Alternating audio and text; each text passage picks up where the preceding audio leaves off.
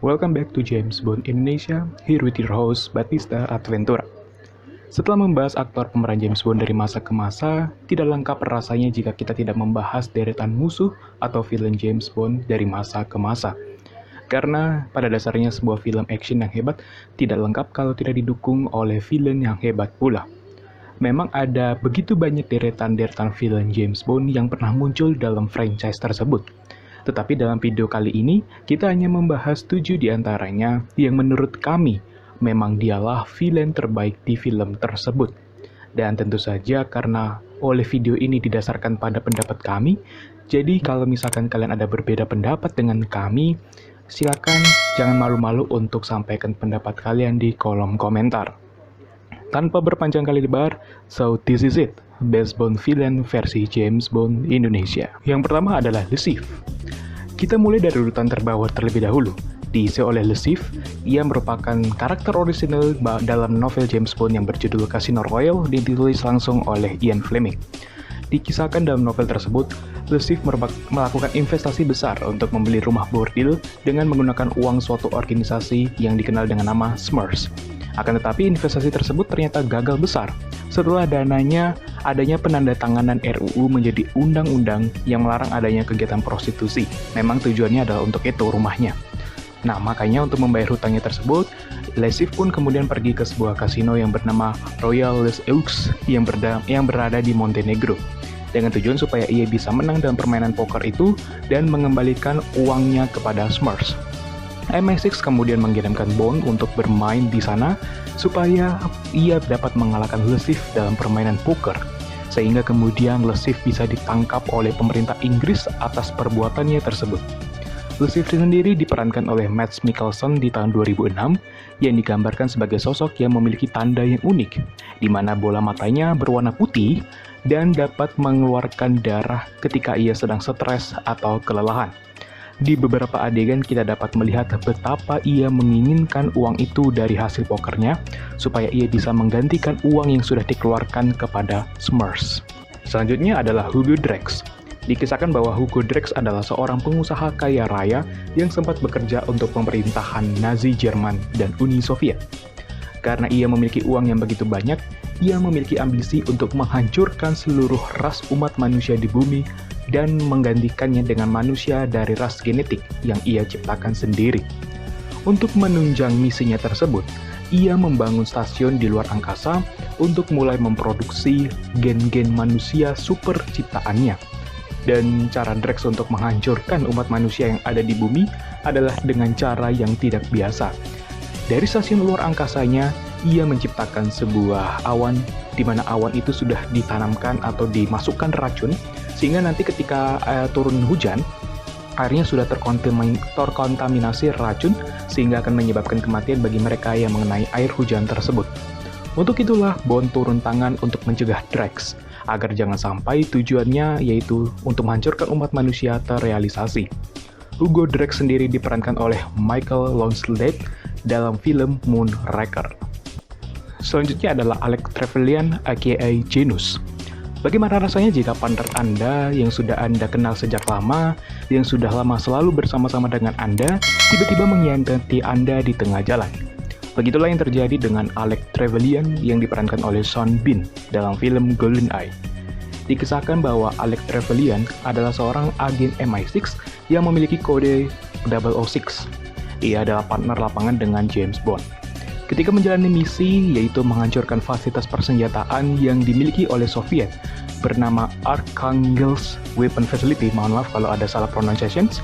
Ketika mereka memasuki fasilitas tersebut, ternyata kehadiran mereka sudah ditunggu oleh pasukan Soviet yang dipimpin oleh Kolonel Arkady Orlov. Alex sebenarnya sudah ditangkap, namun Bond masih dapat bersembunyi untuk memasangkan bom. Orlov berteriak bahwa ia memberikan waktu 10 detik kepada Bond untuk menyerahkan diri, atau kalau tidak, Alec rekannya tersebut akan ditembak di kepala. Setelah menyerahkan diri, Orlov tetap menembak Alec di kepala, namun pada akhirnya Bond berhasil kabur dari fasilitas tersebut dan berhasil menghancurkannya. Ternyata, Alec kembali lagi hidup dan mengganti namanya menjadi Janus. Usut demi usut, Alec rupanya memiliki dendam kepada pemerintah Inggris yang ketika masa mudanya telah mengkhianati orang tuanya. Padahal orang tuanya sudah melayani pemerintah Inggris cukup lama dan pada akhirnya ia dikhianati. Oleh karena itu, Alec bergabung dengan Soviet untuk membalaskan dendamnya termasuk kepada temannya sendiri, James Bond. They knew. We're both orphans, James. But where your parents had the luxury of dying in a climbing accident, mine survived the British betrayal and Stalin's execution squads. But my father couldn't let himself or my mother live with the shame of it. MI6 figured I was too young to remember. Berikutnya adalah Silva. Kita kembali dengan masalah balas dendam. Kali ini seorang mantan agen MI6 memiliki dendam kepada pimpinan MI6 itu sendiri, yaitu M, yang diperankan oleh Judi Dench. Silva memiliki dendam kepada M karena ketika ia bertugas, ia sebenarnya sudah membelot dari MI6, sehingga akhirnya ditangkap oleh yang bersangkutan. Kemudian setelah ditangkap, M pun tidak pernah mengunjungi Silva untuk sekedar menyapa atau menjenguk. Padahal selama di penjara, Silva mendapatkan perlakuan yang tidak manusiawi. Di satu adegan film Skyfall dipertunjukkan bagaimana raut wajah Silva yang sesungguhnya. I'll never see you again. Do you know what it does to you? Hydrogen cyanide?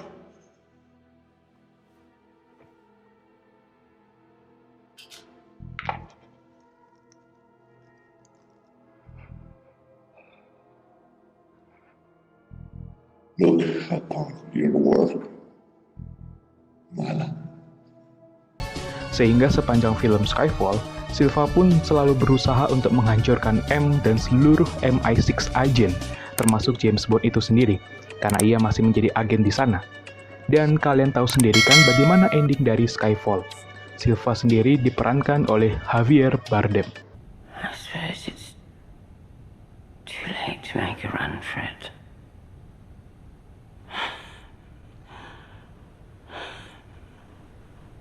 Well, I'm game if you're. Selanjutnya adalah Jaws. Kalau kalian pernah bermain Resident Evil 3, kalian pasti pernah merasakan betapa menegangkannya ketika kita selalu dikejar oleh Nemesis. Begitulah yang dirasakan oleh James Bond yang selalu dikejar-kejar oleh musuhnya, yaitu Jaws. Sebenarnya Jaws adalah seorang bodyguard dari seorang villain yang bernama Carl Stromberg, yang muncul pertama kali di film The Spy Who Loved Me. Jaws digambarkan sebagai sosok yang memiliki badan tinggi, memiliki badan yang besar, dan ia memiliki gigi besi yang sangat ikonik di sepanjang film James Bond. Tujuannya cuma satu, yaitu untuk menghentikan James Bond dari segala aksinya. Tetapi dengan kecerdikannya, Bond selalu berhasil lolos dari kejaran Jaws. Jaws tidak hanya muncul di The Spy Who Loved Me, ia juga muncul di film Moonraker. Tapi ada perbedaan dengan film sebelumnya, di mana Jaws memang di awalnya mengejar James Bond seperti tugas utamanya, tetapi menjelang film berakhir, ia justru membantu Bond untuk menghentikan Hugo Drax dari rencananya, yaitu untuk menghancurkan umat manusia. Karakter Jaws juga muncul di video game yang berjudul Everything or Nothing tahun 2004. Di situ dia juga berperan untuk menghentikan aksi-aksi James Bond ataupun mengejar-ngejar James Bond. Jaws sendiri diperankan oleh Richard Kiel. Yang menjadikannya sangat ikonik di sepanjang franchise itu adalah kehadirannya yang selalu tidak terduga dan dia tidak banyak bicara. Bahkan dapat dikatakan jarang sekali berbicara. Meskipun ada satu kalimat yang ia ucapkan di film Moonraker. Well, here's to us. List berikutnya adalah Auric Goldfinger. Kembali ke seorang pengusaha kaya raya yang tertarik dengan emas. Perkenalkan, dia adalah Auric Goldfinger. Ada fakta menarik di balik nama tokoh villain tersebut.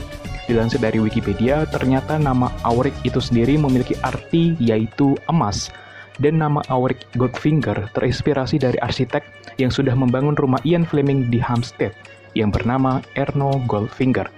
Sehingga Auric Goldfinger sebagai sebuah tanda penghormatan kepada sang arsitek yang telah membangun rumah Ian Fleming. Dikisahkan bahwa Goldfinger sangat terobsesi dengan emas karena ia merupakan ahli perhiasan, ahli metalurgi, dan seorang penyelundup.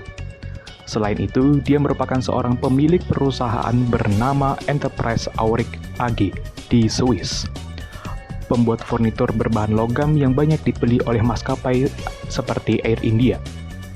Kejahatan yang dilakukan Goldfinger adalah ia berencana untuk menghancurkan lemari besi yang berisikan batangan emas dan logam. Dan lemari besi itu bernama Fort Knox, yang tentu saja dengan mengambil batangan emas tersebut, ia dapat meraup keuntungan yang begitu besar bagi dia dan perusahaannya dalam memproduksi furniture. Dan diketahui, lemari tersebut sangat sulit untuk dihancurkan. Dengan kekayaannya itu, ia berhasil menyuap para pimpinan negara yang ada di Uni Soviet dengan batangan emas untuk melancarkan misinya, yaitu menghancurkan lemari besi di Fort Knox. Akan tetapi, rencana tersebut digagalkan oleh Bond, yang dimana Bond memberikan kabar kepada temannya di CIA bernama Felix Leiter bahwa ada rencana pembobolan lemari besi di Fort Knox, karena diketahui Fort Knox itu sendiri berlokasi di Amerika. Auric Goldfinger diperankan oleh seorang aktor asal Jerman bernama Gerd Fropp. Namun karena kemampuan bahasa Inggrisnya yang tidak begitu bagus, akhirnya suara dari aktor tersebut didubbing oleh aktor asal Inggris bernama Michael Collins. Sehingga di sepanjang film, kita mendengar aksen British yang diucapkan oleh seorang Auric Goldfinger. Do you expect me to talk? No, Mr. Bond, I expect you to die. There is nothing you can talk to me about that I don't already know. Top of the list, Ernest Stavro Blofeld. Sampailah kita di puncak daftar Best Bond Villain, dan tidak lain dan tidak bukan adalah Ernest Stavro Blofeld. I am Ernst Stavro Blofeld. In a matter of hours, when America and Russia have annihilated each other, we shall see a new power dominating the world.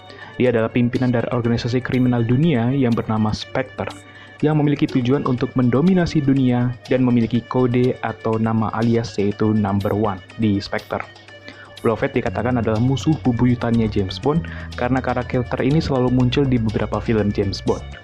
Sebenarnya ia sudah muncul di film James Bond pertama yaitu Dr. No, akan tetapi hanya ditampilkan audionya saja, tidak ditampilkan secara fisik atau muncul orangnya di depan kamera.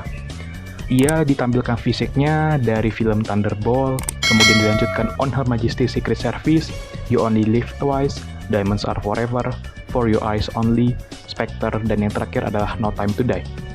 Ia digambarkan sebagai sosok yang memiliki badan yang gemuk, dengan rambut pelontosnya atau botak, dan dengan bekas luka yang menghiasi mata kanannya. Dan yang menjadikannya misterius adalah selalu mengelus kucing putih sepanjang franchise James Bond. Namun, ada perubahan penampilan dari Blofeld, khususnya karakter Blofeld yang diperankan oleh Christopher Waltz di film Spectre. The man you're talking to now, the man inside your head, is Ernst Stavro Blofeld. Catchy name. Di mana di film itu, ia digambarkan sebagai sosok yang kurus, dia tidak mengelus kucing putihnya, dan tidak ada bekas luka di mata kanannya. Tetapi menjelang akhir film Spectre, Bond berhasil membumi hanguskan markasnya Spectre, sehingga Blofeld itu sendiri, dia meninggalkan bekas luka yang cukup parah. Dia selamat dari ledakan itu, tapi meninggalkan bekas luka yang cukup parah di mata kanannya. Oleh karena ia sebagai pimpinan dari Spectre, semua orang tunduk dan takut padanya. Bahkan anak buahnya pun takut padanya mengingat sebagai pimpinan organisasi, tentunya ia memiliki backingan atau dukungan yang kuat dari seluruh aspek. Blofeld sendiri sudah diperankan oleh beberapa aktor, diantaranya Donald Pleasence, Telly Savalas, Charles Gray, Max von Sydow, dan yang terakhir adalah Christopher Waltz. Demikianlah list Best Bond Film dari James Bond Indonesia. Menurut kalian, villain siapa yang paling berkesan dan paling ikonik di sepanjang film James Bond? Silakan ramaikan saja di kolom komentar. Dan namanya juga villain itu tentu saja mempunyai ciri khas yang masing-masing, tidak mungkin ada yang sama, sehingga dari list-list tadi perannya mungkin sebagian besar sama, tetapi karakter yang dibawakan tentu saja berbeda-beda. Ada yang misterius hadir begitu saja, kemudian ada juga yang orangnya humoris ataupun apa dan sebagainya. Yang intinya adalah yang namanya villain di dalam suatu film itu pasti mendukung jalannya ataupun jalannya cerita ataupun alur cerita dari sebuah film. Dan terima kasih buat kalian yang sudah menonton video ini sampai dengan selesai. Jangan lupa klik tombol subscribe-nya, like, dan juga share kepada teman-teman juga yang kebetulan sebagai Bond fans juga. Silahkan bergabung di channel ini agar channel ini bisa berkembang selanjutnya untuk membahas dunia James Bond kepada kalian. I will see you guys on my next videos. Batista Ventura out. See ya.